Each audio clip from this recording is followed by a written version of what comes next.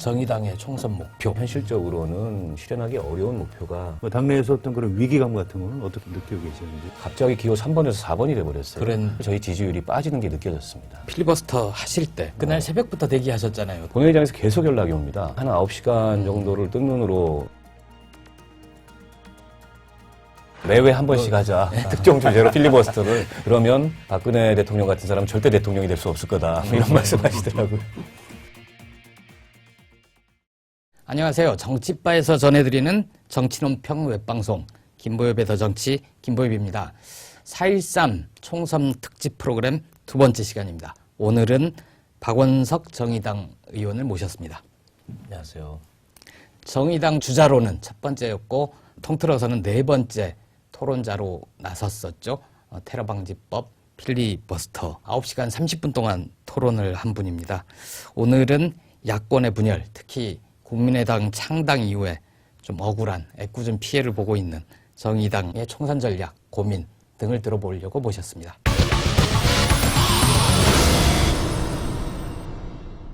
의원님 얘기 좀 해볼게요. 네. 필리버스터 하실 때 더불어민주당의 김광진 의원 네. 그리고 은수미 의원 굉장히 화제가 됐었잖아요. 그 투혼을 뒤에 받았죠. 그 뒤에 오르면서 좀 부담은 없었습니까? 당연히 부담이 있었죠. 예.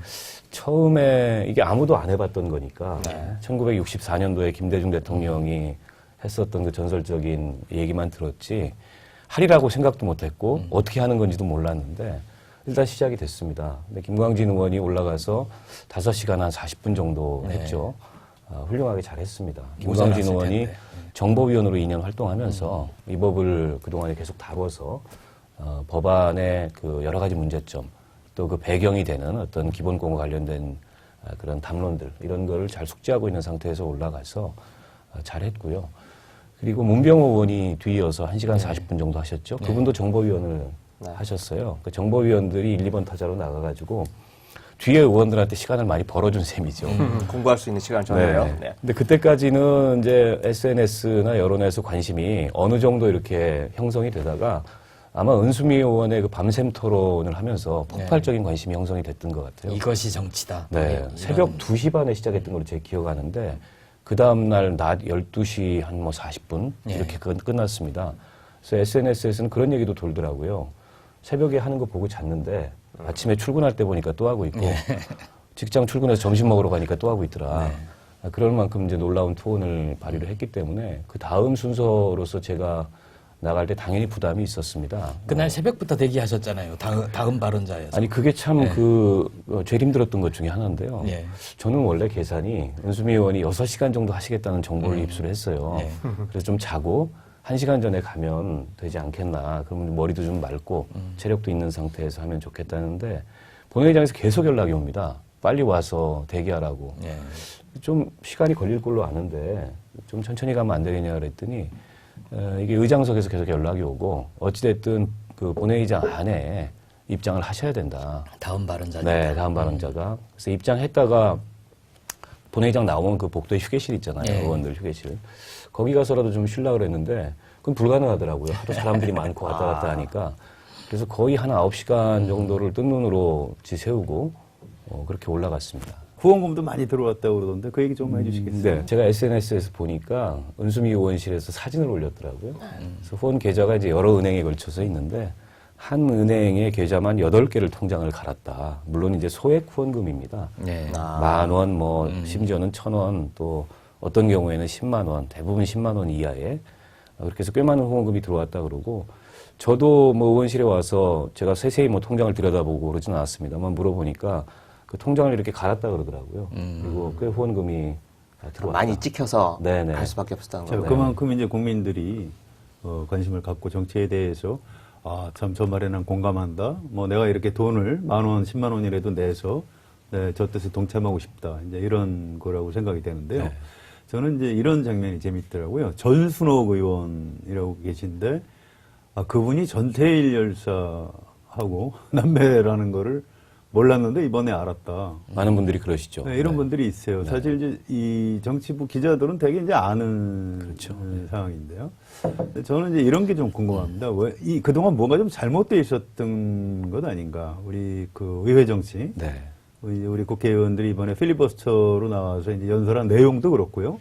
또 국회의원들이 저렇게 중요한 일을 하는구나 이걸 깨달은 것도 그렇고 네. 또 전순호 의원 경우처럼 뭐 박원석 의원도 마찬가지겠습니다만 저렇게 잘생기고 어떤 뭐 특별한 분하고 또 혈연도 있고 이런 국회의원들이 저런 훌륭한 국회의원들이 있구나. 이걸 지금 이번 필리버스터 때문에 깨닫게 된 측면이 있거든요. 네. 그러니까 우리 정치가 사실은 좀 토론이 부족한 게 사실입니다. 국회에서 발언 시간을 보면 본회의에서 하는 대정부 질의 발언 시간이 제일 깁니다. 15분. 그리고 상임위에서 이루어지는 토론은 대부분 의원당 발언 시간이 5분에서 7분으로 이렇게 제한이 돼 있습니다. 네. 그것도 많아야 한 뭐 3번 정도 돌아오거든요. 공청회 청문회 제도가 있지만 그것도 마찬가지 형식으로 진행이 됩니다. 그렇다 보니까 사실은 국회의원들의 말을 통해서 이 국민들이 정치를 접하는 기회가 거의 없습니다. 뭐 접할 수 있다면 이런 뭐 팟캐스트라든지 시사 토론 프로그램에 나와서 네. 한다든지 하지만 의사당 내에서 의제를 가지고 발언하는 국회의원들의 말을 제대로 들어본 경험이 없어요. 그런 면에서 저는 이번 필리버스터가 그런데 새로운 신선한 어떤 충격을 준 것 같다. 이 점이 첫 번째가 있는 것 같고요. 두 번째는 그동안에는 이게 보면 정당들이 그게 무리당자 아닙니까? 무리를 지어서 각자의 그 논리, 그러니까 이른바 이제 진영 논리겠죠. 아주 단순화된 논리를 가지고 싸움을 하는 그런 사람들. 굉장히 어떻게 보면 다 똑같은 사람들. 네. 개개인의 개성과 인격과 뭐 이런 것들이 드러나지 않는 사람들. 이렇게 사실은 평가됐던 게 사실인데 이번에 이제 장시간 이 카메라 앞에서 생중계되는 과정에서 필리버스터를 하면서 국회의원이라는 사람들의 개개인의 어떤 인격 혹은 개성 캐릭터 이런 게 혹은 드러나는 개인사. 거죠. 예. 이제 뭐 우리 은수미 의원 같은 경우도 과거에 시국 사건으로 오랫동안 그렇죠. 감옥도 살았고 네. 국정원 전신의 안기부에서 고문도 당했었고 네. 앞서 이제 전순호 의원 말씀하셨지만 전태일 열사의 여동생이고 이런 것들이 이제 드러나게 되면서 기존에 느끼지 못했던 그런 차별성이라든지 혹은 뭐 경우에 따라서 감동 이런 것들이 유권자들에게 전달이 됐던 게 아닌가. 어쨌든 새로운 정치 현상이고 정치의 본령에 더 좀 다가가는 것 아닌가. 정치 발전의 한 계기가 됐다. 그 평가할 수 제가 있을 것 같습니다. 우리 창원 송산에 선거하러 가신 노회찬 예. 정의당 전 대표하고 다른 토론 자리에서 있었는데 매회 한 번씩 하자.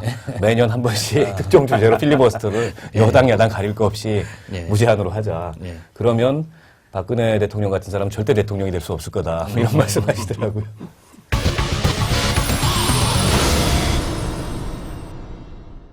지난주에 저희가 이철이 더불어민주당의 전략기획본부장 네. 하고 총선 전반에 대해서 그리고 더민주의 총선 전략에 대해서 간단하게 얘기를 좀 했었는데요. 그런 표현을 썼었어요. 그때는 이제 필리버스터 전이었는데 내일 당장 선거를 하면 야권이 굉장히 암담하지만 50일 동안 최소한 3번의 반전의 기회가 있을 거다. 이런 얘기를 했었는데 어찌 보면 이번 그 테러방지법 필리버스터 국면이 하나의 반전의 기회가 됐던 거 아닌가 이런 생각도 들어요. 어떻게 네, 보십니까? 그런 점이 분명히 있는데 네. 이게 이제 뒷마무리를 어떻게 하느냐에 따라서 네. 그게 반전이 될 수도 있고 또 한 번의 실망 이렇게 네. 돌아올 수도 있어서 지금 굉장히 중요한 판단과 결정을 내려야 될 상황이 아닌가 싶고요. 저는 뭐 앞으로 선거가 이제는 50일이 아니고 이제 40일 정도 네. 남았는데요. 그럼에도 불구하고 여전히 몇 차례의 출렁임이 있을 거다. 가장 첫 번째로 양당의 공천이 안 끝났습니다. 이 공천의 과정에서 공천 이른바 파열음이라고 하는 것들이 부분적으로 불거져 나오고 있는데 이게 선거에 어떤 영향과 변수 또 국민들의 여론에 네. 어떤 영향을 미칠지 이것도 좀 지켜봐야 될 것 같고요. 그리고 이제 국민의당 같은 경우도 마찬가지죠. 거기도 애초에 이제 포부하고는 다르게 지금 어떻게 보면 좀 약간 위축되거나 내리막길 걷는 모습을 보이고 있고 호남에서조차 그렇다 이런 평이 있지 않습니까? 네. 거기도 이제 어떤 반전의 모멘텀을 마련할 건가. 저희 정의당도 마찬가지입니다. 정의당도 갑자기 기호 3번에서 4번이 돼버렸어요. 그랬죠. 그 뒤에 뭐 여론조사 지표상으로도 그렇고 이게 침체된 모습 내지는 이게 이번 선거에 과연 원내에 뭔가 이게 성과를 낼 수 있겠나 이런 그 국민들의 그 걱정, 우려 이런 것마저 있으신데요. 이것도 또 정의당으로서는 풀어야 될 숙제고 예. 그런 의미에서 종합해서 보면 선거는 시작됐지만 아직 본격적인 선거는 시작이 안 됐다. 정의당 총선 전망과 관련해서 좀 여쭤보고 싶은데요. 네. 19대 총선 당시 뭐 정의당의 전신이라고 표현할 수 있을지 모르겠지만 진보정당인 통합진보당이 수도권과 호남에서 지역구 7석 그리고 비례대표 선거에서는 10.3%를 득표해서 6석 도합 13석을 차지해서 역대 최고의 성적을 그렇습니다. 올렸단 말입니다. 이번에는 정의당의 총선 목표 이런 게 좀 공표가 된 게 있나요? 대외적으로는 원내 교섭단체를 만들겠다 이런 목표를 저희가 제시했었는데 원내 교섭단체면 20석. 예. 솔직히 말씀드리면 현실적으로는 실현하기 어려운 목표가 됐습니다. 네. 특히 이제 야당이 이렇게 분열된 조건에서는 더더욱 힘들어진 상황이 아닌가 이렇게 싶고요. 그리고 지금 보면 여당은 최대 결집을 한 상황이거든요. 네. 그동안에 어쨌든 박근혜 대통령이 계속 국회 심판론을 뭐 지금 이 순간까지도 말씀을 하고 계시고 또 안보 이슈 터지면서 그거를 선거에 활용을 하고 있고 그러다 보니까 다른 어떤 민생이라든지 경제라든지 우리 유권자들의 선택을 구할 수 있는 혹은 여당의 실정이 있는 그런 쟁점들이 어떻게 보면 묻혀 있고 이런 상황에서 야권이 이렇게 분열된 상황으로 가서는 정의당은 물론이고 다른 당들도 선거에서 좋은 성과를 내기가 어려운 상황이고요. 이 환경이 어렵다 보니까 정의당 같은 경우에는 더더욱 어렵습니다. 지금 지역구에 예비후보 등록을 하고 선거운동을 하고 있는 후보가 한 50명 정도 되고요.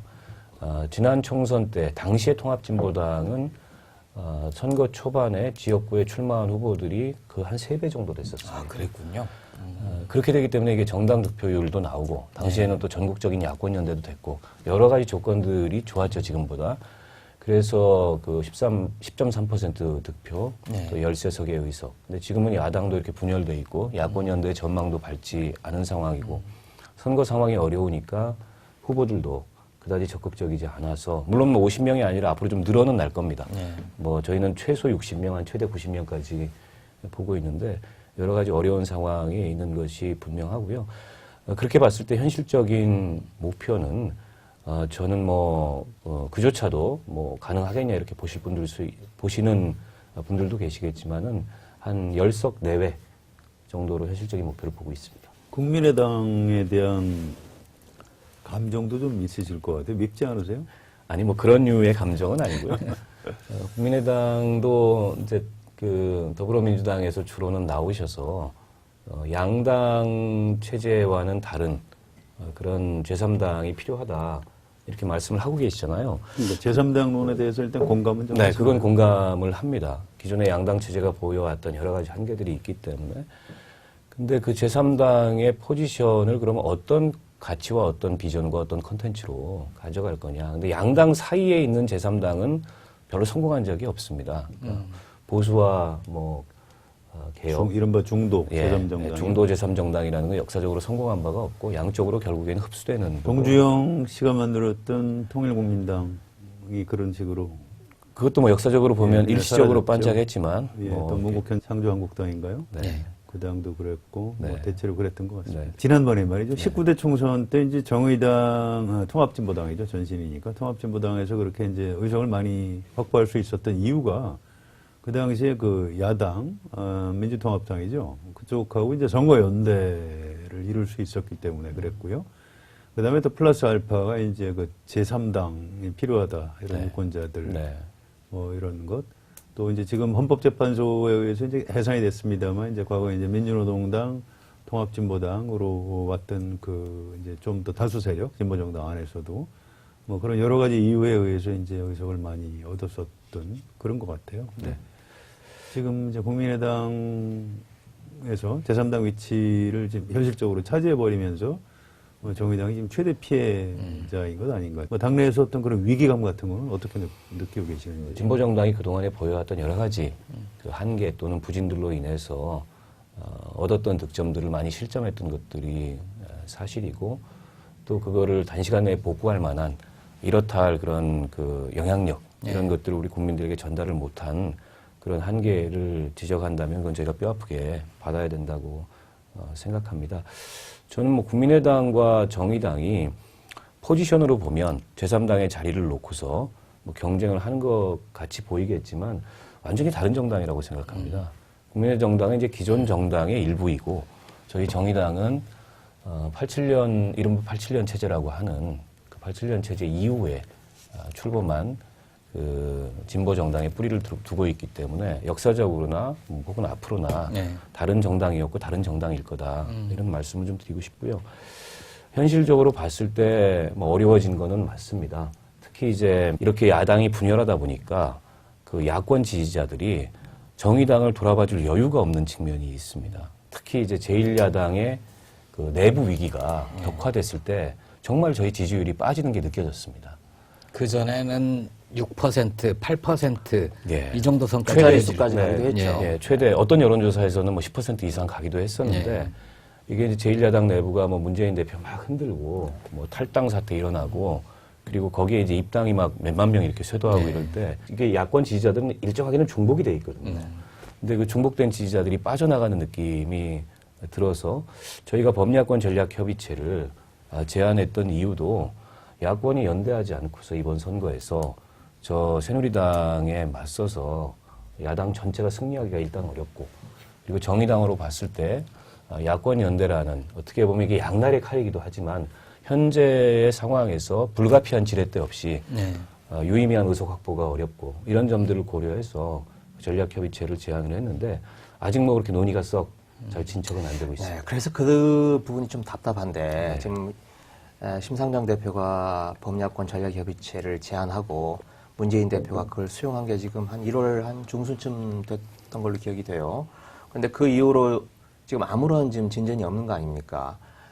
이런 야권 분열 상태가 계속되면 뭐 두 야당뿐만 아니라 지금 정의당까지 어떻게 보면 정의당이 가장 큰 피해자가 될 수도 있는데 이렇게 제안만 해놓고 기다릴 게 아니고 뭔가 좀 적극적으로 정의당이 그런 야권의 연대, 통합까지는 아니더라도 연대를 할 수 있는 어떤 촉매제로서의 역할, 좀 적극적인 방법이 좀 없을까요?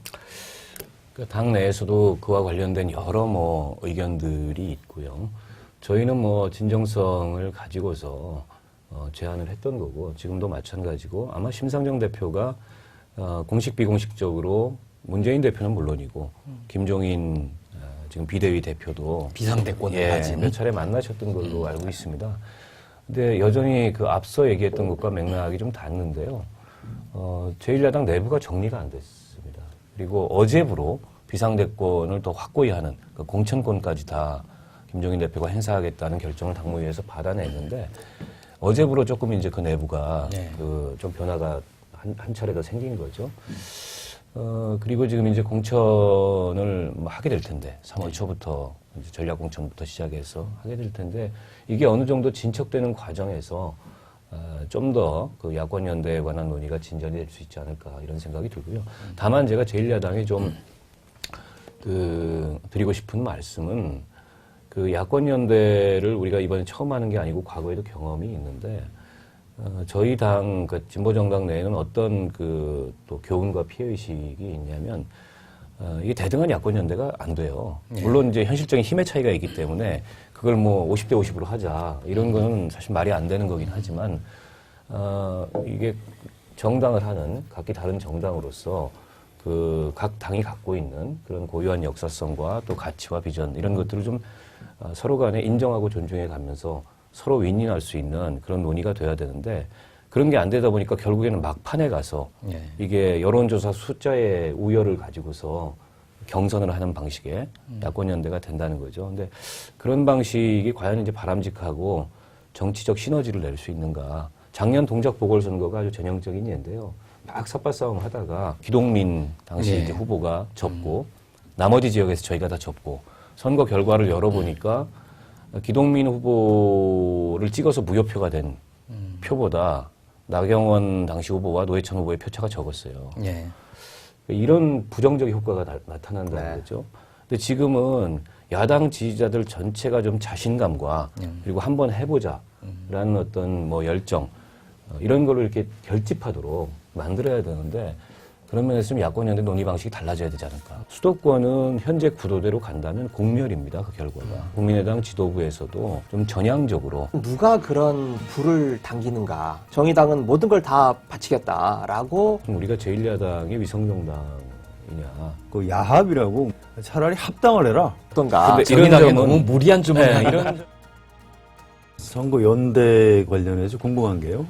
제1야당인 더불어민주당이 물론 제일 중요한 파트너겠습니다만, 이제 국민의당도 현실적으로 굉장히 중요한 몫을 차지하고 있는데, 네. 정의당하고 국민의당하고 접촉 뭐 좀 해보셨다거나 뭐 그런 얘기를 들으신 게 있으면 좀 소개해 주실까요? 뭐 공식적인 접촉은 없고요. 아마 뭐 대표단 선에서 국민의당의 또 그 중요한 역할을 하시는 분들하고 이런저런 얘기가 오간 건 있겠죠. 근데 이제 국민의당은 현재까지의 포지션은 야권연대를 안 한다에도 방점이 찍혀 있고, 최근에 뭐 정책연대 이런 말씀을 하셔서 그 안에는 여러 가지 의견이 있어요. 네. 뭐가 하나로 정리돼서 안 나오는 것 같아요. 정책연대 이런 말씀을 또 안철수 대표도 하셔서 이게 좀 변화가 있는 건가 좀 지켜봐야 되겠습니다만, 분명한 것은 다른 지역은 모르겠습니다. 사실은 호남에서는 경쟁이 기본 구도가 맞는 것 같아요. 거기는 뭐 서로 경쟁해도 새누리당이 되는 일은 거의 벌어지지 않을 거기 때문에. 그리고 영남에서도 마찬가지죠. 새누리당이 절대 우위에 있기 때문에 경쟁 속에서 제한적인 협력 이런 것들이 가능할 텐데, 수도권은 현재 구도대로 간다면 공멸입니다. 그 결과가 매우 우려스럽고요. 그런 면에서 국민의당 지도부에서도 좀 전향적으로, 물론 이제 제3당의 입지를 만들려고 하는 정당이 선거 본격적으로 시작도 하기 전에 야권연대 하겠다 라면 이게 지지층이 결집이 안 되잖아요. 네. 그런 점은 이해합니다만, 선거가 가까워져 갈수록 이 공멸의 우려가 커지기 때문에 거기에 대해서 너무 단정적으로 안 한다, 이렇게는 좀 안 하셨으면 좋겠다, 저는 그런 생각입니다. 구체적으로 후보 단일화의 문제로 들어가면 의원님도 수원에서 지금 지역구 출마를 선언하신 거 아닌가요?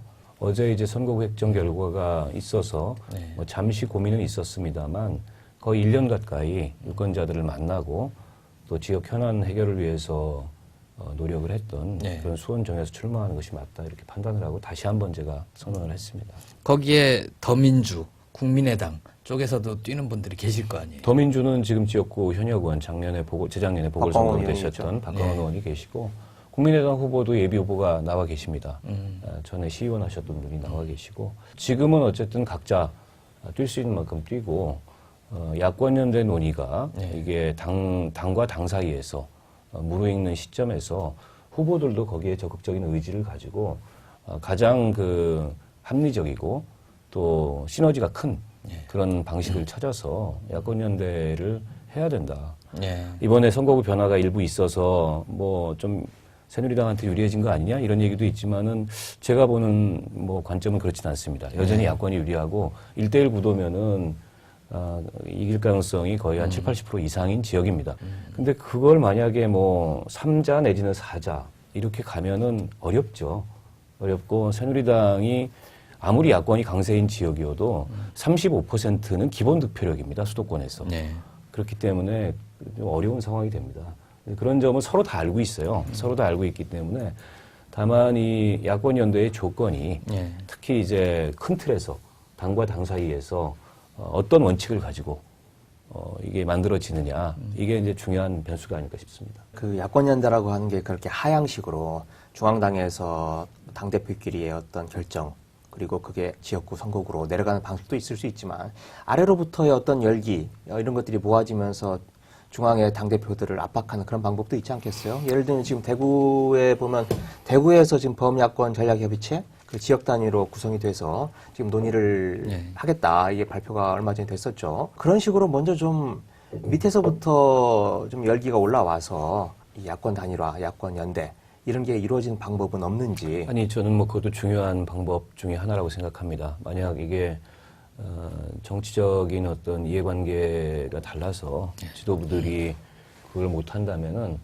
결국에는 밑에서부터 올라오는 힘, 사실은 여론이겠죠. 네. 가장 중요한 거는 그게 만들어져서 오히려 거꾸로 압박을 하는 그런 양상이 나타날 수도 있고, 또 그런 움직임들도 이미 일부 있는 것 같아요. 유권자들 사이에서. 대구 같은 경우는 조금 특수하긴 합니다. 왜냐하면 거기는 절대 강자가 있기 때문에 새누리당이 나서겠다는 사람도 많지 않고, 또 설사 나서도 이게 뭐 새누리당 후보들이 60-70%씩 득표하는 지역이기 때문에 거기는 생존을 위해서 야권이 연대할 수밖에 없는 그런 절박한 조건이 있는 거죠. 저는 상향식 야권연대는 잘 안 될 걸로 봅니다. 이제 이게 두 가지 이유가 있는 건데요. 하나는 후보 주변에 끝까지 완주를 해야 자기가 이득을 보는 사람들이 이제 꽤 있고요. 또 후보들 입장에서도 실제 자기가 현재 받고 있는 지지보다 더 많은 지지를 받고 있다고 이 착시를 일으킬 가능성이 높습니다. 그래서 네. 중앙당에서 고도의 어떤 정치적인 결단과 결정에 의해서 하향식으로 강제하지 않으면 정치 현실은 굉장히 좀 차가운 거고요. 굉장히 복잡한 이해관계가 얽혀있기 때문에 쉽지 않을 것 같습니다. 그동안에 야권연대가 비교적 성과적으로 됐다고 보는 2012년 총선이나 2010년 지방선거 당시에도 결국에는 이제 정치적 결단에 의해서 이루어지고 그리고 나서 조금 애매한 부분들은 이제 경쟁을 해가지고 경선을 통해서 정리하고 뭐 이런 식으로 진행이 됐고 물론 이제 그 전제는 야권 지지자들의 강한 열망이죠. 이렇게 지면 안 된다. 그런 면에서 저는 그 야권 지지자들로부터의 강한 열망은 선거일이 가까워지면 가까워질수록 더 커지고 또 그게 이제 지도부들을 압박하는 그런 기제는 될 거라고 봅니다.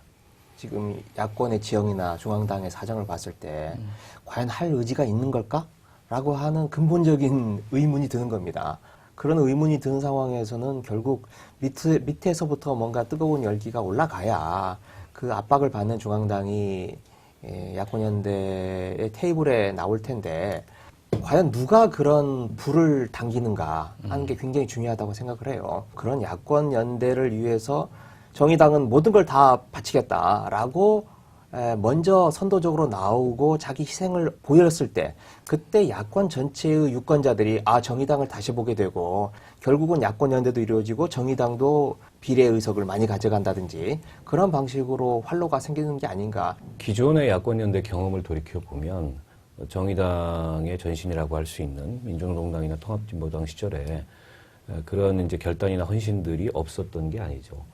예를 들어서 지난 총선 때도 몇 개 지역에서 그 공천 없는 그런 야권 단일 후보를 진보정당 후보에게 줬을 때 그 몇 배에 달하는 후보들이 선거를 접었습니다. 예. 근데 이게 당 내로는 어떤 또 그 평가와 경험이 되냐면 계속 이렇게 선거를 치르면 이게 무슨 우리가 제1야당의 위성정당이냐 이래가지고 언제 그 수권정당으로 발돋움을 할 수 있겠냐. 야권연대 없이 선거를 치를 수 없는 그런 정당이 되는 거냐 이 정당은. 그럴 바에는 차라리 통합을 해라. 뭐 이런 평가들도 있고요. 그러니까 어떻게 보면 이게 정당으로서 그 국민들에게 독립된 어떤 그 말하자면 정체성 혹은 뭐 존재 그리고 그 정당이 갖고 있는 비전 가치 이런 걸 인정받기 위해서 물론 의석이 중요하고 제도권에 진입하는 게 중요하지만 그걸 위해서 매번의 선거 때마다 똑같은 방식의 그런 공학적 연대를 되풀이하는 게 독자적인 진보정당으로서의 어떤 의미가 있는 거냐 이런 평가도 있거든요. 야권연대에 대한 그런 정의당 내의 복합적인 그런 감정이 있고요. 그럼에도 불구하고 지금과 같은 상황은 너무 상황이 그 어렵고 자칫하면 뭐 200석 이상 거대 이런 집권여당이 탄생을 해서 우리가 유신독재 이런 얘기 많이 하는데 정말 그런 시절로 권위주의 시절로 대한민국을 후퇴시키려는 그런 시도가 일어날 수 있기 때문에 야권연대를 필수적으로 해야 된다. 그 필수적으로 하기 위해서 모든 사실은 야권의 정당들이 이 사태를 좀 반전시키기 위한 그런 방법을 찾는 것이 좋지 않을까 이런 생각이 들고요.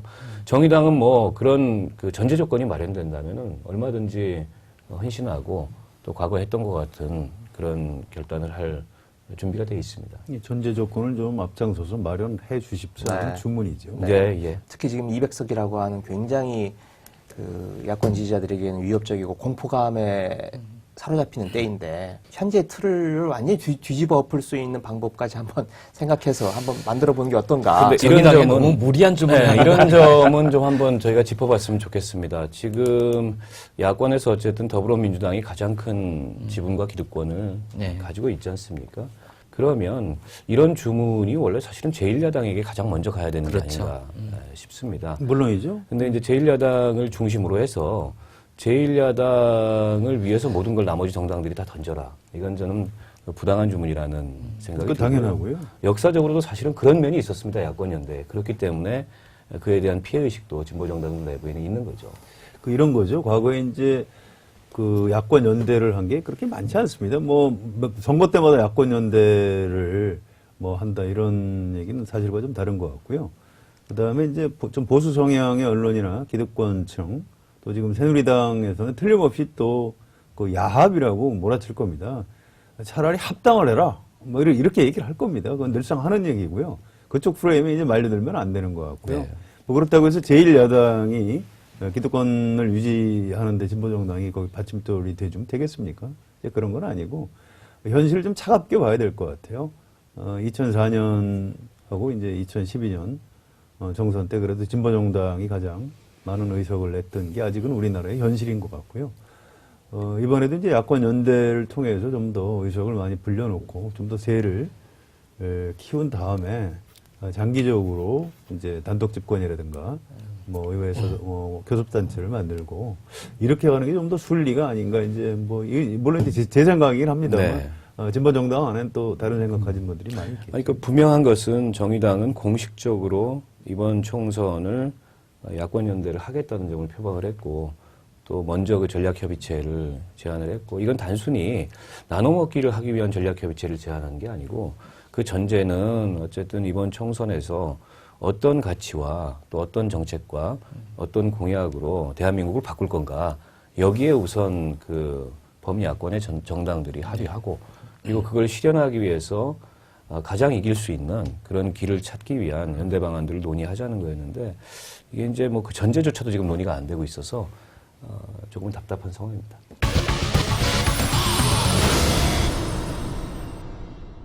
오늘부터 정의당 비례대표 후보 선출을 하지요. 네. 거기에서도 11분인가요? 몇 분?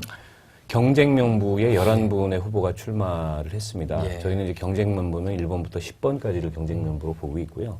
비경쟁 명부는 이제 당에서 전략 공천하는 소수자라든지 또 지역적으로 배려해야 될 또 직능에 따라서 배려해야 될 이런 분들이 또 비경쟁 명부에 몇 분 계시고요. 전략 공천할 수 있는 권한은 대표한테 있나요? 네, 그렇습니다. 네.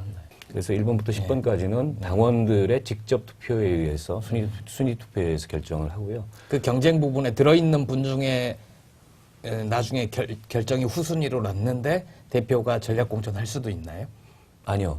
그거 대표의 명부가 전략 나는 공천은 10번 이후에만 가능합니다. 예. 지금. 그러니까 현실적으로 전략 공천이 지금 없어진 거라고 봐야겠죠. 네. 네. 지난 그러니까, 총선에 있었죠. 네. 네. 예를 들면 우리 박 의원님 같은 경우도 전략 공천으로 비례로 들어온 네, 거 아니겠습니까? 이제 그런 게 없어져 버렸는데 지금 뭐 정의당 경쟁명부 그 비례 후보로 나오신 분들 중에도 좋으신 분들이 많습니다. 국민들에게 알려지신 분도 있고 안 알려지신 분도 있지만 대표적으로 우리 그 김종대 정의당 국방개혁단장 예비 같은 국방장관님이요. 안보 분야에서는 뭐 굉장한 전문가고 그거는 그 정부 여당 사이드에서도 인정을 하는 그런 분이기 때문에 결코 그분이 뭐 그냥 이름 없는 후보라고 저는 생각하지 않고 최근에 통일부 장관 지내신 원로 몇 분 네, DJ 노무현 정부에서 예. 통일부 네. 장관 지낸 분들이 집단적으로 네, 몇 지지선언을 분이 지지선을 했는데 하셨고. 그런 건 없습니까? 예를 들면 김종대 같은 분은 전국적인 지명도가 있고 그리고 그 국방 안보 분야에서 자기 역할을 했다는 것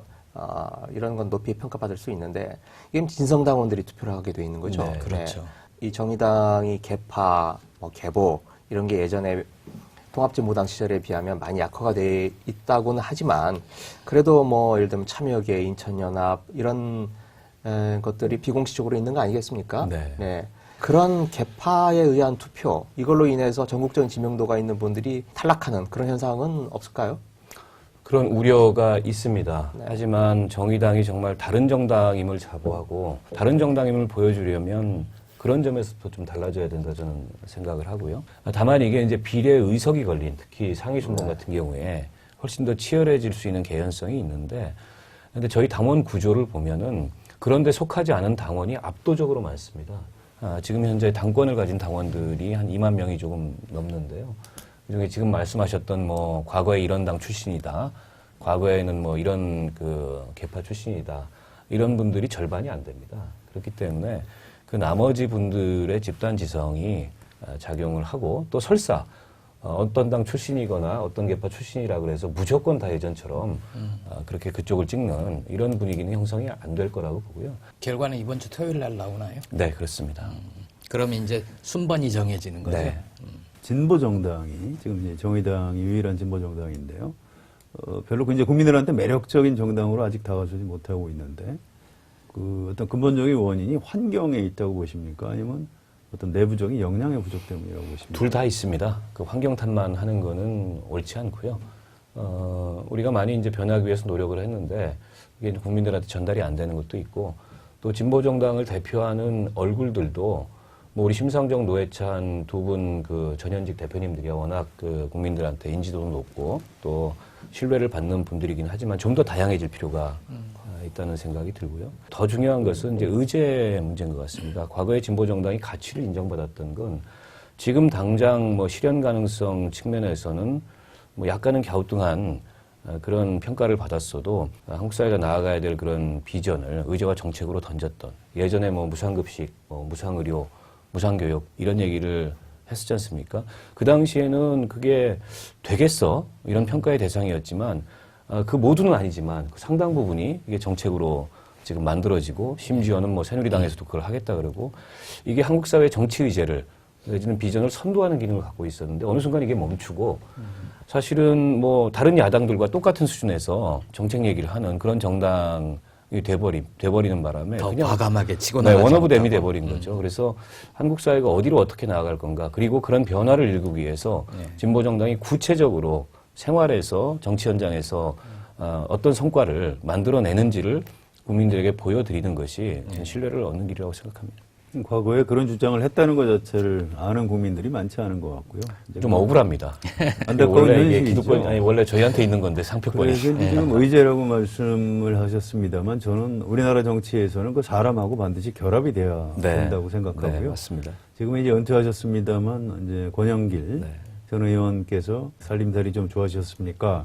이 그 서민들의 가슴을 울렸던 시절이 있거든요. 지금 진보 정당의 문제도 어떤 그 너무 좀 의제, 뭐 프레임, 이런 형이상학적인 데서 찾는 것보다 차라리 좀 더 매력적인 그 정치인들을 숫자보다도 몇 사람이라도 이렇게 지금 좀 만들어내고 뭐 그런 게 더 중요한 거 아닌가 싶습니다. 지난 정의당 당대표 선거에 그러게요. 조성주라는 36살 된 젊은이가 굉장히 그 정의당 내에서뿐만 아니라 또 여론의 관심을 받았습니다. 그리고 진보정당 내에서 그동안에 별로 없었던 정치에 대한 새로운 담론을 들고 나왔죠. 노동 밖에 노동, 민주주의 밖에 뭐 시민들. 그거를 지키는 게 이제 진보정당의 소명이고, 그리고 그걸 위해서 현실에서부터 하나하나씩 변화를 만들어내겠다. 사실은 뭐 37살 된 정치 경험이 많지 않은 그런 젊은 그 정치 신진으로 보기에는 굉장히 사실 무리익은 생각을 그때 전달을 했고 그게 많이 화제가 됐었는데요. 저는 그게 좋은 하나의 사회가 될 수 있고 그런 젊은 정치인들에게 기회를 주고 일할 수 있는 공간을 주고 그런 사람들이 성장해 간다면 이번에 좀 기회를 주시나요? 정의당에서? 이번에 출마를 했습니다. 예. 비례대표 후보로 출마를 했고 저는 뭐 상당한 성과를 거둘 거라고 예상을 하고 있습니다. 네. 말씀하신 대로 과거의 진보 정치가 진보적인 의제들을 정치권으로 가져오고 좀 억울하지만 저작권이 흐릿해지고 그렇다면 지금 현재 국면에서 새롭게 더 나갈 수 있는 정책의 의제나 이번 총선에서 이것만은 우리가 반드시 실현하겠다 대표 공약으로 준비를 하고 계신 게 좀 있습니까? 저는 뭐 불평등 해소 문제가 이번 총선의 가장 큰 한국 사회 과제라고 생각합니다. 예. 이게 소득과 자산의 불평등, 또 그에 따른 사회적 지위와 신분의 불평등, 이런 것들이 대물림되는 사회가 되어버렸습니다. 과거보다 훨씬 더 불평등한 사회가 되고 있기 때문에 이걸 해소하는 것이 이번 총선의 가장 큰 과제다. 예. 그런 면에서 정의당은 이제 정의로운 경제를 얘기하고 있습니다. 정의로운 경제는 일단 인간의 존엄성을 인정하고 보장하는 그런 경제가 돼야 되고요. 그러기 위해서는 최소한의 존엄성이 지켜질 수 있는 그런 경제가 실현돼야 된다. 그리고 노동의 가치와 몫이 정당하게 배분되는 그런 경제가 돼야 된다. 구체적인 공약으로는 저희가 국민 월급 300만 원 시대를 열겠다. 2020년까지. 그걸 위해서 최저임금 10,000원으로 올리겠다. 최저임금 지금 6,030원인데요. 지금 전 세계적으로 2008년 금융위기를 겪고 나서 최저임금 인상 열풍이 불고 있습니다. 지금 미국의 버니 샌더스 같은 경우에도 15달러까지 시간당 최저임금을 올리겠다. 하고 있고 10,000원까지 올리는 게 우리 경제 규모에서 불가능한 그런 목표가 아니다 말씀을 드리고 싶고요. 또 지나치게 임금을 많이 가져가는 CEO들의 그런 최고 임금. 요즘에 이제 그 CEO들 연봉 공개가 되면서 국민들이 깜짝깜짝 놀라지 않습니까? 이거 이제 그 최저임금 상한제를 두고 가지고 제한하겠다. 최고임금 상한제. 네. 그리고 청년들이 지금 일자리가 없어요. 네. 그래서 청년 고용 그 의무제를 지금 공공기관에만 적용을 하고 있는데 민간 기업, 대기업이겠죠. 중소기업까지는 어렵더라도 의무 적용하는 그런 법안도 이미 발의해 놨고 또 하나 중요한 게 이제 재정 조세 문제가 굉장히 중요한데요. 지금 국가 재정 굉장히 어렵고 복지 수요는 늘어나는데 증세 없는 복지하겠다 이건 거짓말이라는 게 명백합니다. 그런 면에서 공평한 증세, 정말 그 가진 사람이 더 많이 부담하고 그리고 못 가진 사람에게 더 많은 복지가 돌아갈 수 있는 그런 법안들을 저희가 이미 많이 발의를 했고 또 복지를 위해서만 특별하게 쓸 수 있는 세금, 목적세로서의 사회복지세, 제가 대표 발의한 법안인데 이것도 이번 총선 공약에 포함이 돼 있습니다. 이번에 부유세라는 이름은 없나요? 부유세라는 이름을 따로 붙이지는 않았고요. 되게 뭐, 이제 증세라든가 공평한 증세 그리고 최고임금 상한제 이런 데 녹아든 거죠? 네, 그렇습니다. 정의당의 박원석 의원 모시고 정의당의 총선 전략과 고민 그리고 테러 방지법 필리버스터 전국까지 얘기를 좀 나눠봤습니다. 더 정치 11회 오늘은 여기까지입니다. 고맙습니다.